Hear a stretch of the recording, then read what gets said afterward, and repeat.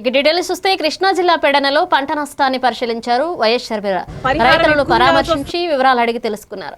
తుఫాన్ రైతులకు తీరని నష్టం కలిగించిందన్నారు. ప్రభుత్వం నష్టాన్ని తక్కువగా చూపడం అన్యాయమని విమర్శించారు ఆమె. వాస్తవంగా 20 లక్షల ఎకరాల్లో పంట దెబ్బతిందని తెలిపారు. రైతులను ఆదుకోవడం ప్రభుత్వ బాధ్యత అని గుర్తు చేశారు. తుఫాన్ బాధిత కుటుంబాలకు తక్షణ సహాయం అందించాలని డిమాండ్ చేశారు. రైతు న్యాయం కోసం తాను నిరంతర పోరాటం చేస్తానని షర్మిల హామీ ఇచ్చారు. నష్టం జరిగింది. అలాగే అక్వా ఒక 1515 ఇలా పశువులు, ఎలక్ట్రిసిటీ, రోడ్లు అన్ని కలుపుకొని ఎక్సెట్రా అన్ని కలుపుకొని 5,000 కోట్ల నష్టం జరిగింది అని ముఖ్యమంత్రి చంద్రబాబు గారు చెప్పడం జరిగింది. కానీ ఇది వాస్తవానికి ఏమాత్రం దగ్గరగా లేదు.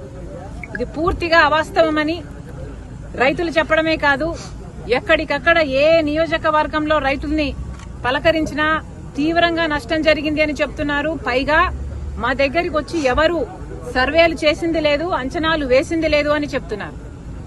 కాంగ్రెస్ పార్టీ తరఫున కాంగ్రెస్ కిసాన్ సెల్ చేసిన సర్వే ప్రకారము దాదాపు 20 నుంచి 22 లక్షల ఎకరాల వరకు పంట నష్టం జరిగింది అని మేము అంచనా వేశాం.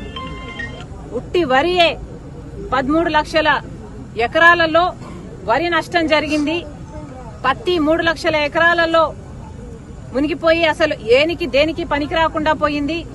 అలాగే వేరుశెనగ 1.5 లక్షల ఎకరాలు, అలాగే జొన్న 2.5 లక్షల ఎకరాలు, ఇలా అన్ని కలుపుకుంటే దాదాపు 20 నుంచి 22 లక్షల ఎకరాలలో పంట నష్టం జరిగింది. 20,000 కోట్ల రూపాయలు మొత్తం వ్యవసాయంతో సహా మిగతా అన్ని అంచనాలు వేసుకుంటే కనీసం 20,000 కోట్ల రూపాయలు